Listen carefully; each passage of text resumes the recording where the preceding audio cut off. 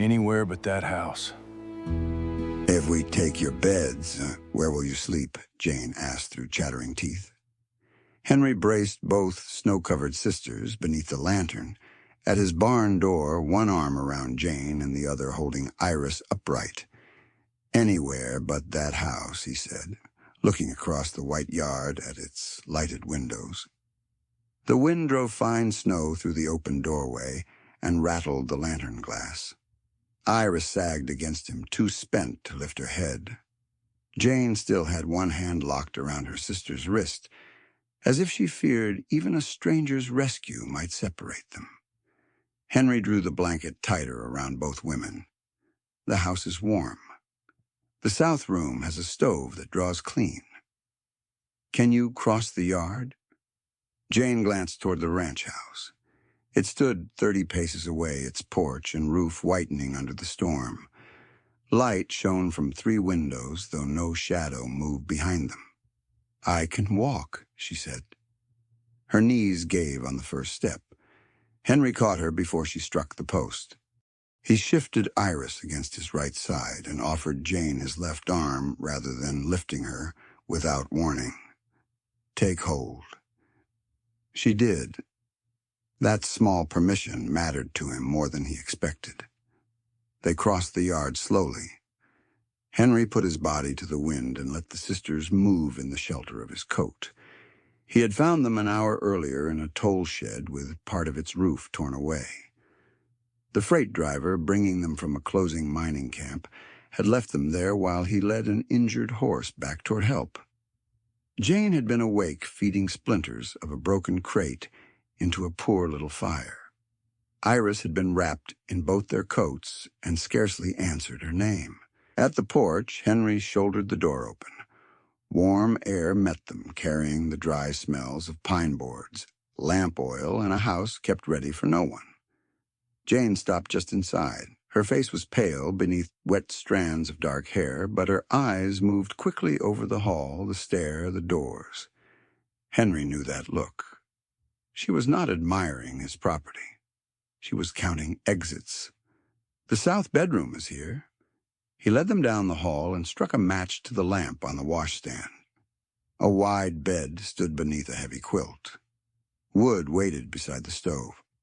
I will bring your trunk from the sled. I'll leave it outside this door. Jane eased Iris onto the bed, but did not release her. And after that, I go back to the barn. You own this house. So I have been told. It was not meant as humor, and she did not smile. Henry regretted the answer at once. She had no reason yet to know when he was being dry and when he was hiding. He set the lamp higher. I sleep in the tack room beside the stalls.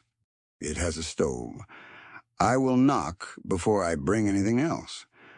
Once you close this door, I will not cross it unless you call. Jane studied him for another moment. Snow melted from the hem of her skirt and darkened the floorboards. Thank you, Mr. Warren. He stepped back. There is a bolt on your side. That more than his name or the warmth seemed to settle something. She crossed the room and slid the bolt after him. Henry stood in the hall until he heard the bed ropes creak and Jane's low voice speaking to Iris. Then he went outside for the trunk. By the time he carried it to the threshold, the wind had almost erased their tracks between barn and house. For 3 days, the storm held the upper road. Henry rose before daylight, broke ice from the troughs, and carried hay to the cattle sheltered in the timbered draws. The work was familiar enough to do without thought. The new part was the kitchen door. Each morning he stamped his boots twice on the porch and knocked. Then he left a kettle of hot water, flour, salted beef coffee, and whatever else the house lacked because no one had truly used it in years. He never opened the south bedroom. He never asked whether Jane had slept. On the second day, she appeared in the kitchen doorway while he was setting down a basket of potatoes. How is she? He asked. Warmer. Her cough is easier. And you, I am standing. Henry looked at the hand she kept braced on the doorframe. That was not the question. Her mouth tightened, but not in anger. I will be better after food. He put the basket on the table. Then eat before you decide what you owe. We do not expect to remain without paying. You are caught in a storm, Miss Edwards. Winter is not a bill I intend to collect. She looked as if she had several replies and trusted none of them yet. Henry backed toward the door. The road may be shut 2 weeks. Longer if the next thaw turns it to mud. You and your sister may stay until travel is fit. No board is owed. What will you eat? The same things I ate before. Where in the tack room? Her gaze passed over the long kitchen table, the clean iron stove and the chairs pushed close to the walls. Henry could almost see her adding the room to whatever tally she kept of him. He left before she could ask another question he did not want to answer. By the third afternoon, Iris could sit upright near the stove. Henry knew because Jane opened the kitchen door after his knock and allowed him to set a sack of dried apples on the table. The younger woman lifted a mug in both hands, took one swallow of his coffee, and stared at it. "Mr. Warren," she said hoarsely, "this could wake the fence posts." Jane closed her eyes. Henry looked at the black surface in the mug. "The posts have been neglecting their work." Iris gave a weak laugh and then coughed. Jane reached for her at once. Henry did not add another clever answer. "I'll make the next pot lighter." The next morning he left a smaller coffee tin on the threshold. Beside it sat a third china cup. It did not match the two in the cupboard. The handle had been mended with wire and a faded blue line circled the rim.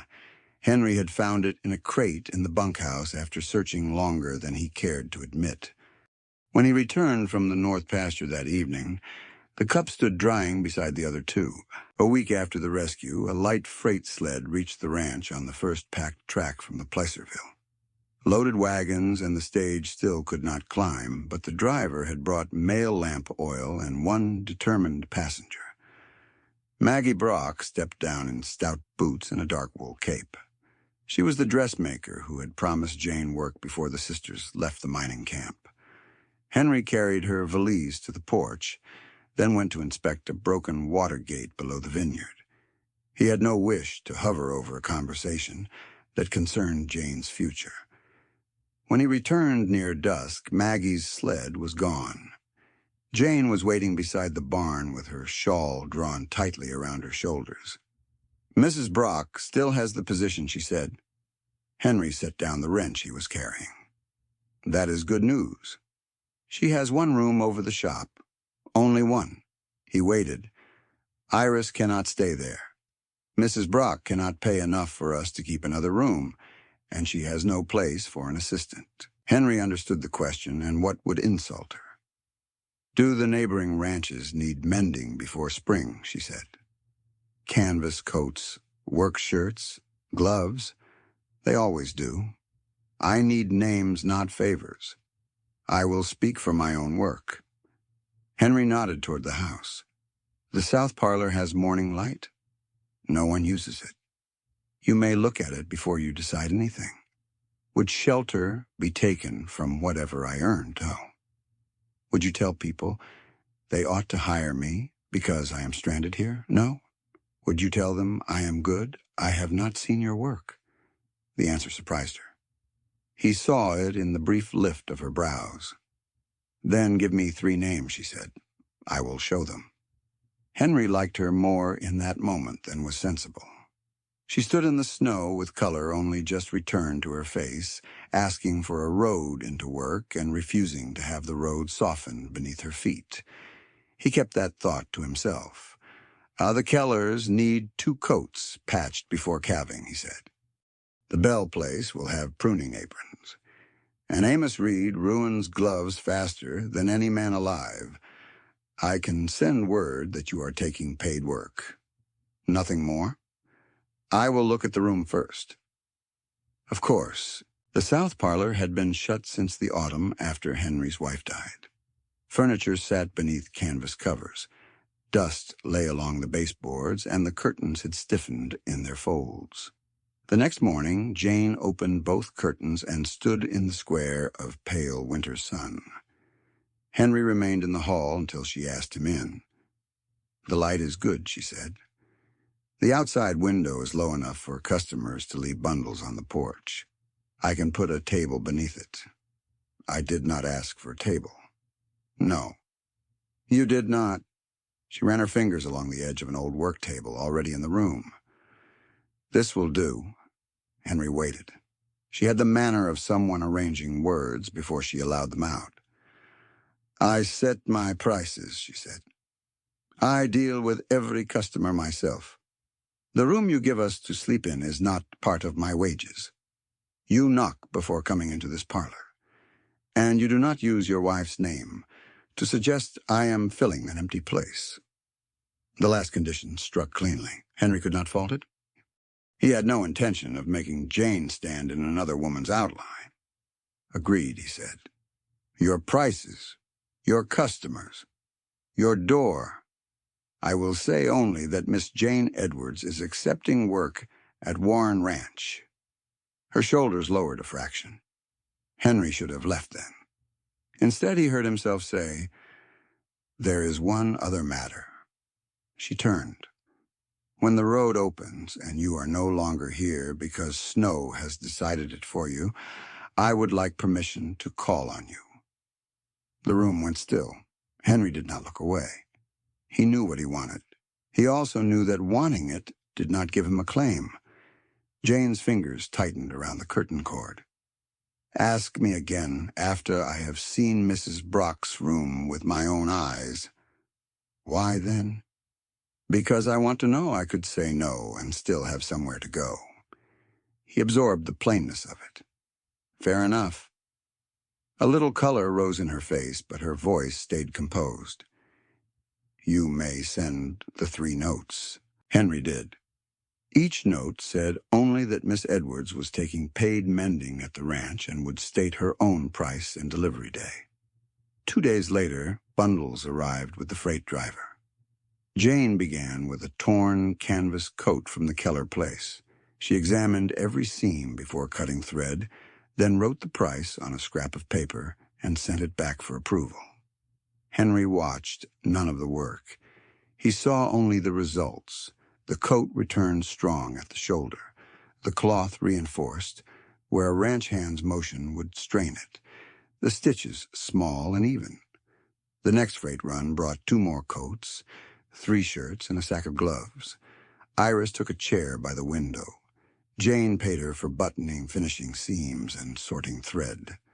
Henry learned this because Iris showed him the first coins she had earned and asked whether the next driver might bring a narrow blue ribbon from Placerville.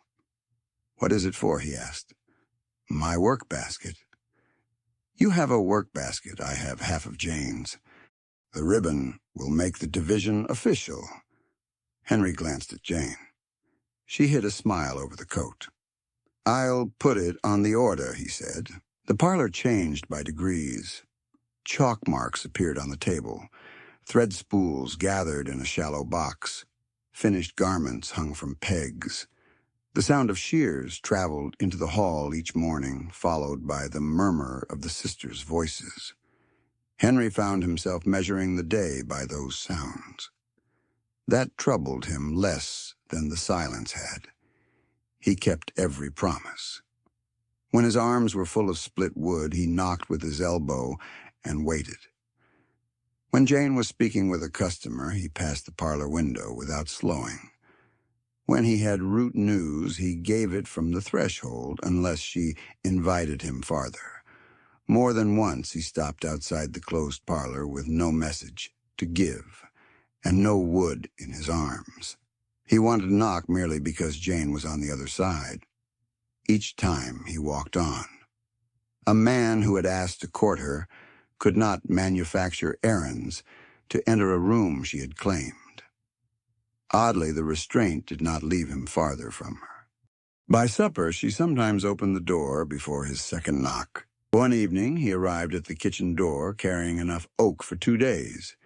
Jane opened it and stepped aside. He filled the wood box, straightened, and turned back toward the porch. "Where are you going?" she asked. "To supper. The barn is the other direction. That is where supper is." Jane looked toward the table. One chair had been pulled from the wall. A plate stood before it. "Supper is here at 7, she said. "You may eat with us, provided you knock at the parlor first, so we know you are done with the yard." Henry looked at the chair. For 3 years he had eaten from a tin plate beside the tack room stove, often standing because sitting alone had made the room feel smaller. "Is that an invitation, Miss Edwards?" "It is a practical arrangement. Iris says your stew improves when someone prevents you from burning it." From the table, Iris said, "I said no such thing." Jane's expression did not change, but the corner of her mouth gave her away. Henry set his hat on the wall peg. 7, then. The first supper was awkward enough, to be honest. Henry sat too far from the table. Jane asked about the weather and immediately looked annoyed with herself. Iris ate with the concentration of someone rebuilding her strength. Then Jane asked whether waxed thread truly held better in wet canvas, and Henry answered from what he had seen on stockmen's coats. The conversation found ground beneath it. After that supper became a routine. Henry washed at the pump, knocked at the parlor, and entered the kitchen only when Jane called. They spoke of hay fabric, the upper road, and the work due before spring. Sometimes Iris read aloud from an old newspaper after the plates were cleared. Sometimes no one spoke for several minutes, and the quiet no longer pressed at Henry's ribs. He began to notice things he had no business treasuring. Jane always tested the coffee before pouring Iris's cup. She kept her best shears wrapped in flannel. When she was thinking, she turned her thimble once around her finger. She never asked Henry to stay after supper, but she stopped rising the instant he finished. His wanting grew in the space she did not yet offer him. He did not hurry her. One night, Iris pointed down the hall with her fork. "Why do you sleep by the barn?" she asked. "There are 3 empty rooms in this house." Jane's hand stilled beside her plate. "Iris, what he knows, there are rooms." Henry set down his cup, the chipped one with the blue rim which had somehow become his. "My wife died 3 years ago," he said. Afterward, every board in this house sounded like someone returning. I moved to the tack room for a few nights. Then a few nights became a season. Iris's bluntness softened. "I am sorry." "Thank you." Jane did not offer comfort he had not requested. She folded her napkin once and said, "My trunk is still packed." Henry looked at her. "My clothes are in it," she continued. "My tools are out because I need them. In other people's houses, a room may be yours in the morning and needed for kin by supper. It is easier to leave when nothing has been put away." The words settled between them. Henry had left his house because he could not bear the memory inside it. Jane remained ready to leave any house because she did not trust the future of her place there. They had taken opposite roads and arrived at the same table, both living as if belonging could be withdrawn without notice. He wanted to tell her that no one would put her out, but a promise from a man who owned the walls was not the same as a choice she had tested. So he said, "The freight driver brought a letter for you." "I saw it." "From Mrs. Brock, yes. The road may be fit in 10 days. The room is still open." Henry's chest tightened before he could stop it. "When do you wish to go?" he asked. Jane watched him, perhaps expecting persuasion. "As soon as the road is sound." "I'll take you." "You need not." "I know." She turned her thimble once around her finger. "Then I accept." The next week brought thaw by day and frost by night. Mud formed in the wheel ruts, and the snow withdrew from the south-facing slopes. Jane finished the first round of works.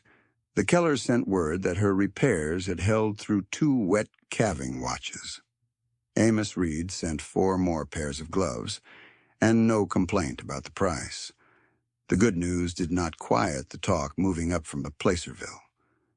A cattle buyer named Vance arrived from Sacramento 3 days before Jane's planned trip.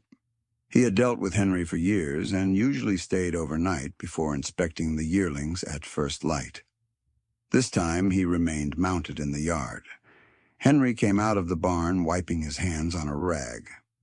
"You made good time." Vance nodded toward the house. "I hear you have 2 unmarried women living in there, and one of them doing trade under your roof. Miss Edwards is taking mending in the south parlor. My wife would object to me sleeping here while the county invents stories." Behind Henry, the front latch lifted. Jane had heard. Henry kept his voice level. "The yearlings are in the lower pasture. We can see them before dark. And the whiskey afterward. You may drink your own in Placerville." Vance's mouth hardened. "You would risk the sale over women you have known a month." Henry felt anger rise clean and controlled. "I will carry the stock another month before I let a man insult the people in my house. Look at the cattle or ride back." The door opened behind him. "Mr. Warren Jane said I can leave for Mrs. Brock's today." Henry turned. She stood on the porch in her work apron, one hand still marked with blue chalk. "No," he said. Her chin lifted. He corrected himself. "You may go whenever you choose. But you will not be driven out to improve my bargain?" Vance shifted in the saddle. "Then we have nothing to discuss. Not today." The buyer wheeled his horse and rode down the muddy track. Henry watched until he passed the bend. Keeping the yearlings would cost feed, and the delayed money would narrow his spring accounts. The loss was real. It was also his to bear. Jane came down one porch step. "You should have taken him to the pasture. He was welcome to see the cattle." "You knew he would leave?" "I suspected." "Then I have cost you money." Henry faced her. "Vance cost me money.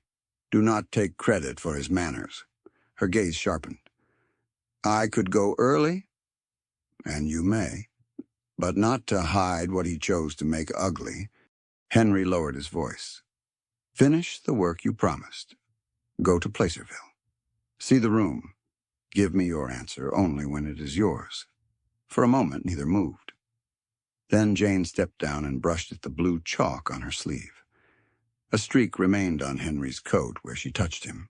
She noticed it. "Hold still." He looked at the mark. "It will come out. You are going to town with that on your sleeve." "Not today." She met his eyes.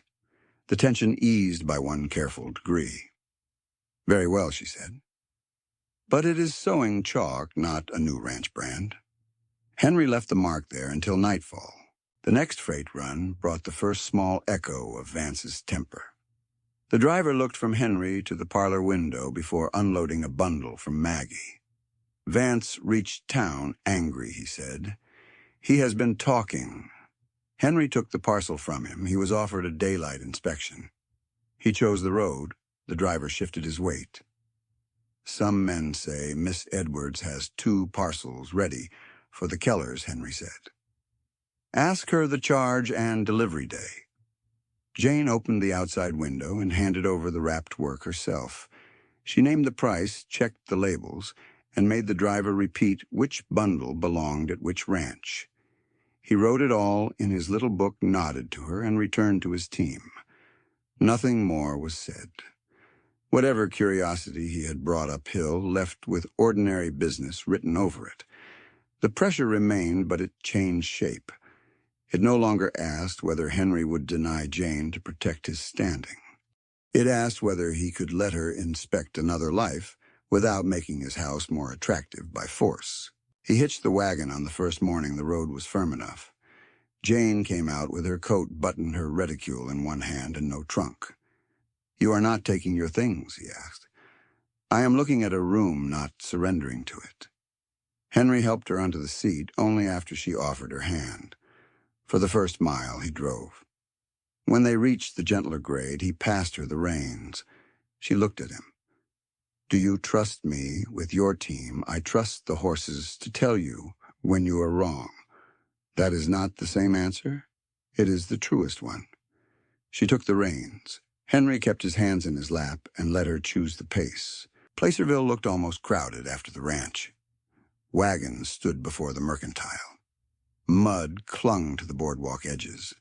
Maggie Brock's shop occupied a narrow building with hats and trimmed bonnets in the window. Henry tied the team at the livery and walked Jane to the shop. I will wait across the street, he said. You need not stand in the mud. There is a bench. There is also a stove inside. It is your business. Jane studied him, then nodded. I will come for you when I am done. Henry sat on the bench outside the mercantile and watched the upstairs window of Maggie's shop. After a while, Jane appeared behind the glass. The room looked small, even from the street. She stood near the bed, moved to the washstand, then returned to the window. Their eyes met across the road. Henry did not raise a hand. He gave her no signal to return and no promise that staying would be easy. Jane turned away. A moment later, she came back to the glass. Her hand lifted toward the curtain, paused there, and lowered again. Henry felt the distance like a held breath, but did not move. At last, she disappeared. When she came downstairs, Maggie was beside her. The older woman looked disappointed, but not angry. I nearly took it, Jane said. Maggie's brows rose. The room has a lock. The wage is certain. I would know precisely where I stood. Jane glanced toward Henry, then back to Maggie. But the work at the ranch is mine too. The money in my purse is mine. The tools are mine. The customers ask for my hand. If Mr. Warren changes his mind, I can carry all three elsewhere. I do not have to run before anyone has asked me to go. Henry had no answer that would not intrude upon the strength of hers. I cannot take the room, Jane continued. I will not leave Iris to search for another place. I thought that would be your answer, Maggie said. It is only part of it. The ranches need heavy work your town customers do not bring you. Let me take your overflow canvas coats aprons. Send it on the weekly freight. I will return it by the next run when I can. Maggie folded her arms. From Warren Ranch. From my workroom at Warren Ranch. And if the arrangement there changes, I will have my money, my tools, and my customers. I will make another arrangement. Henry felt the answer like a hand laid gently against his chest. She was not choosing dependence. She was building enough ground beneath herself to choose anything at all. Maggie considered. I will send one bundle. If your work is as good as the Keller woman claims, I will send another. One bundle is enough to begin. They shook hands. On the ride home, Jane drove the first half of the road. She said little until the town lay behind them. The room was good, she said. Henry waited. Warm, clean, safe. He forced himself to ask, Do you want it? No. The word came without drama. She glanced at him. I want the workroom. I want Iris with me. I want to set my own prices when I can. Mrs. Brock will send overflow. The lower ranches will send gear. And the house, I have not decided what the house is. Henry nodded. It was more answer than he had possessed that morning. When they reached the ranch, Iris ran onto the porch, then stopped herself from asking the question first. Jane climbed down and put both hands around her sister's. We are staying through summer, she said. If you still want the work. Iris's whole face changed. With wages.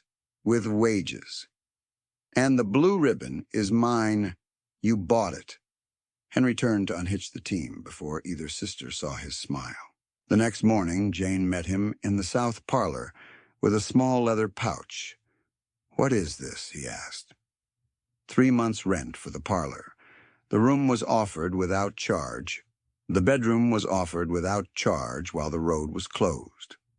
"This is a place of trade. I will pay for it." Henry weighed the pouch in his palm. The coins were not enough to profit him, but enough to mark the room as hers in the way she needed. "Very well. I also need an outside door before summer deliveries increase. That wall will take one. I will pay toward the hinges." "No." Her expression warned him. Henry added, "The door improves my house.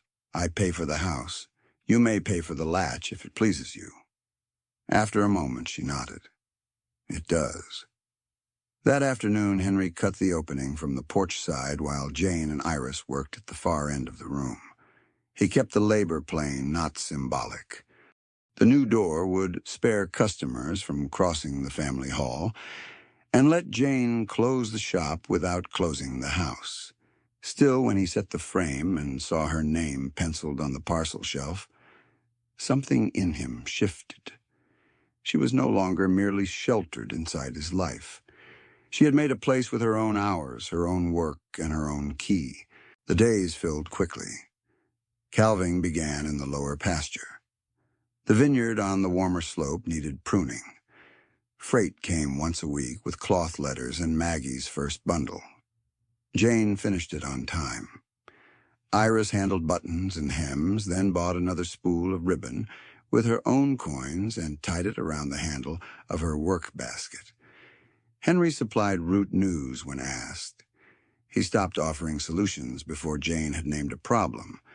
Sometimes this required more restraint than breaking a stubborn colt. After Vance's departure, the ranch settled into a gentler rhythm. At dusk one evening, Henry knocked on the parlor door and found Jane hanging finished coats from a wooden rail. "May I come in? You may hold the other end." He took the rail while she fixed the last peg. Their hands came close twice and did not touch. When the coats were hung, Jane poured tea from the small pot she kept for the late work. They stood beside the open window looking over the yard where spring mud had begun to dry. Henry wore a brown work shirt with one cuff frayed.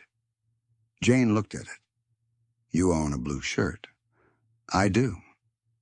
"The one on the line last Sunday." He waited. "It suits you better than brown." The compliment was so deliberate that he nearly smiled into his cup. "Is that professional advice?" "No. The cuff on this one is beyond professional mercy." He laughed once low and surprised. Jane's eyes warmed. "Wear the blue one Sunday. For church for supper?"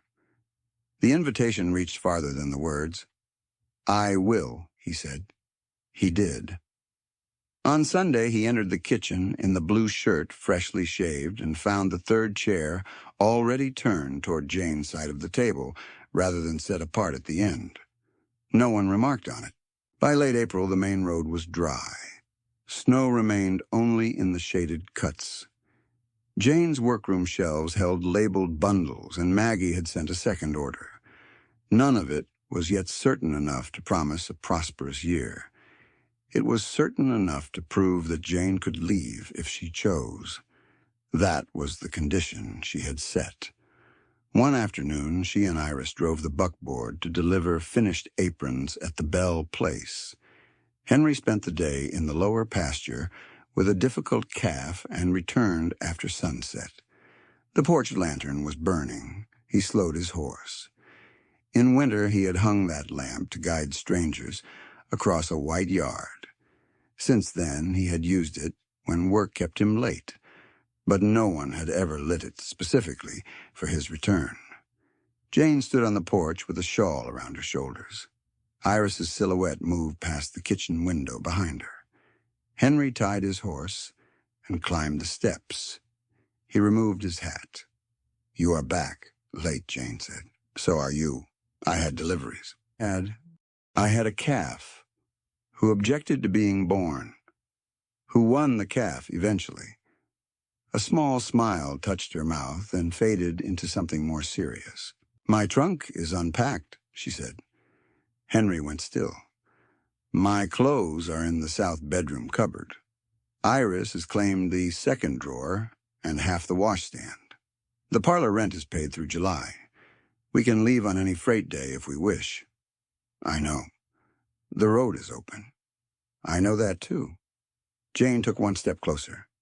You once asked permission to call on me when the road opened, and I had seen the room in Placerville. Henry's pulse beat hard beneath the quiet he kept on his face. You told me to ask again. I did. He set his hat on the porch rail. Then I will. He did not reach for her. Jane, I would like to call on you properly. Not because you need my roof. Not because I need someone to run my house. I want your company. I want supper at 7 and the sound of your shears through the hall. I want to know when you are coming home because the knowing matters to me. And I want to be the man you choose to open the door for. Her eyes shone in the lantern light, but her voice did not waver. Yes. The words struck deeper than any speech could have. Henry released a breath he had been holding since Placerville. Jane held out her hand. He took it carefully, his rough fingers closing around hers only after she placed it in his. There are conditions, she said. I expected as much. You still knock on the parlor door? Yes. Iris's room is her own. Yes. My wages remain mine. Yes.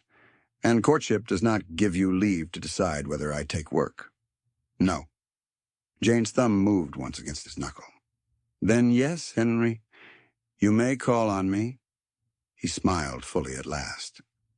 From inside, Iris called, Does calling require supper to burn? Jane closed her eyes. Henry looked toward the kitchen. The fence posts may need the coffee. That earned him the laugh he had been hoping for since winter. A week later, a modest wooden sign hung beside the new parlor door. J. Edwards Piecework and Mending. Henry had cut the board. Jane had paid the sign painter. Iris had insisted the letters be large enough to read from a wagon. Maggie's second bundle arrived with a note requesting 6 more aprons. Vance also sent word that he would inspect the yearlings in May. Henry read the message once and put it with the ranch papers. Neither piece of news was the victory that mattered. The victory was quieter. Jane's trunk stood open and empty at the foot of her bed. Iris kept her coins in a small tin. She locked herself. Henry carried his clothes-shaving kit and 2 books from the tack room into the bedroom he had abandoned. He paused on the threshold, expecting the old silence to meet him. Instead, he heard Iris counting buttons in the parlor and Jane asking whether 6 aprons could be finished before the next freight day. A chair scraped in the kitchen. The house answered with ordinary sounds. Henry set his things in the cupboard. That evening, the 3 of them ate at the kitchen table. Iris told a long story about a freight driver dropping a crate of thread in the mud. Jane corrected 2 of her exaggerations and allowed the 3rd. Henry sat in the chair that no longer belonged against the wall. After supper, Jane locked the workroom. Iris took her blue ribbon basket to her own room and closed the door. Henry checked the yard from habit, then returned through the front entrance rather than crossing to the barn. Jane stood beside the porch post. Everyone in, she asked. Henry looked past her. Iris's lamp glowed beneath her door. His hat hung on its peg. Jane's shears rested where she would find them in the morning. Everyone, he said. Jane turned down the wick and lifted the glass to extinguish the flame. For the first time since Henry Warren became a widower, the porch lantern went dark, because everyone it had waited for was already home.